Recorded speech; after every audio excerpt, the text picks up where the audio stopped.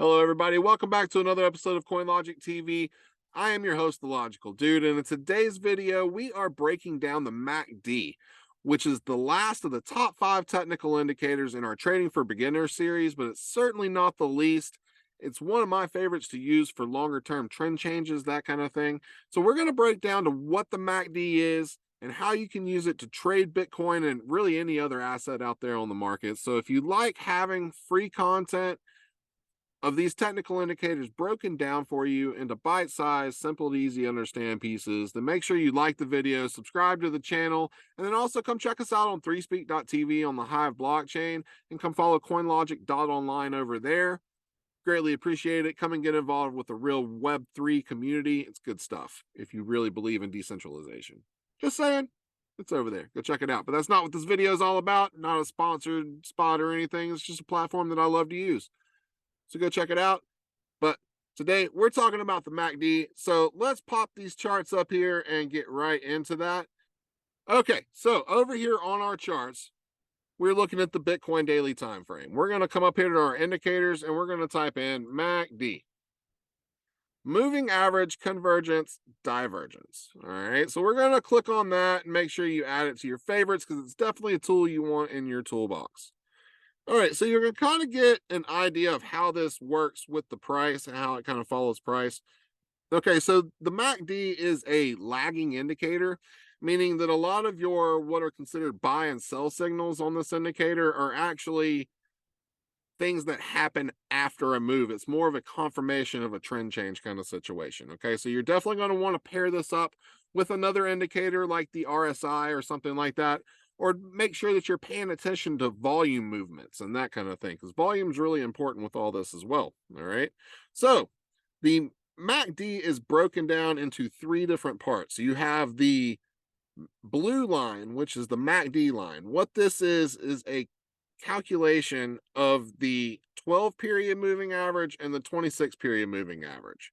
These can also be adjusted here in your settings for the indicator, but that's what's set up. So your fast period is set on the 12 period exponential moving average. If you want to know what that is, go watch the moving average video. And then you also have the slow length moving average, which is 26. And then the signal line, which is this kind of reddish orange line here. This is a 9 period moving average of the MACD.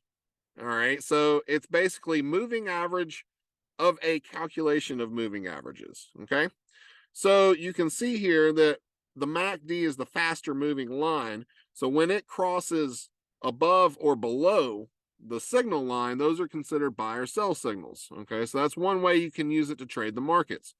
All right, so when the MACD crosses above the signal line in bearish territory, okay, so the 0 line is basically this middle line here. All right, so when you're below the 0 line, you're in bearish territory. All right, so that's also indicated by our histogram. We'll get into the histogram in just a second. All right, but when these MACD and the signal lines are below the 0 line and then the MACD crosses above the signal line, that's generally an indication of a change in trend. You know, something's changing. Okay, so the momentum is changing.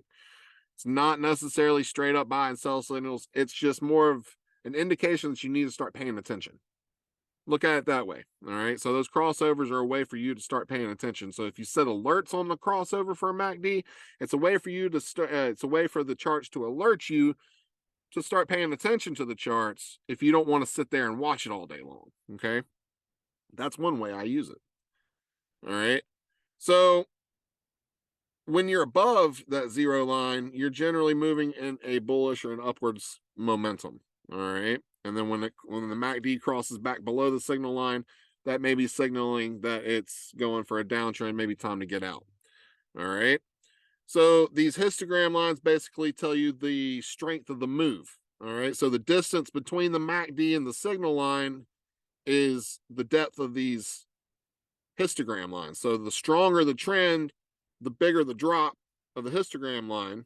Okay, so the dark red lines, and then you're going to get these lighter colored lines. That's indicating that the momentum is starting to change and go up. The green means that you're going in a bullish direction. Okay, So you can also use this for divergence, but we'll get into that in a whole separate, series of videos, because divergence can get really deep.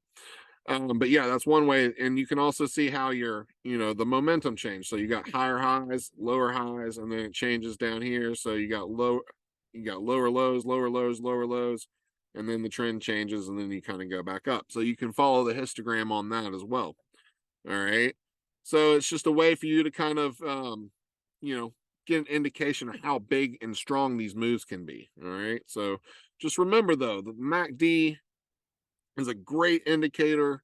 I personally use it for longer term time trends, that kind of thing, because once you get down into like lower term time frames, it can get kind of choppy and it can flash some false positives for you, some false buy and sell signals. And you don't want that. All right. So hopefully this helps you with a little bit understanding of what the MACD is and how it can be used in Bitcoin trading. It's not that difficult, but when you understand how this thing works, okay, and what the different moving pieces are and what they mean, it makes a little bit more sense. So it kind of helps you understand a little bit more. So I hope this helps. But just remember, again, I want to reemphasize this. It's not meant to be used by itself, okay? So I use it sometimes just on the daily time frame to help find the strength and the direction of the trends that I'm looking at. And then when I'm going into lower term time frames, I'm switching to faster indicators like your RSI, and I'm using, volume, a lot of volume movements, that kind of thing, because you want to get more of the leading indicators when you're getting your entries and exit points and that kind of thing. So the MACD is just a move to help you really kind of make a good confirmation for your trading decisions, okay? Because this is all a business. We don't want to lose money. If you're looking at this anything other than a business, you're looking at it as gambling, and the house is always going to take your money. You don't want to lose money to the house. We want to take the money from the house. All right. So don't be a gambler, be a good business person and make good decisions. And the MACD can be one of the tools in your toolbox to help you do that. So that's actually wrapping up our Trading for Beginners series. We're going to get a little bit more into how these things work as we go along. So make sure that you are liking the video, following the channel so that you don't miss any more of our videos. We're putting these things out every Monday, Wednesday, and Friday. So hopefully we see you further down the line. Love to see you kind of engaging, put some comments down. Let's chat about stuff. If you have any questions, please feel free to reach out. Anyway, y'all have a great rest of your day. Stay safe out there in these crazy markets. Hopefully these teachings can help you not get wrecked. So we'll see you next time, everybody. Bye.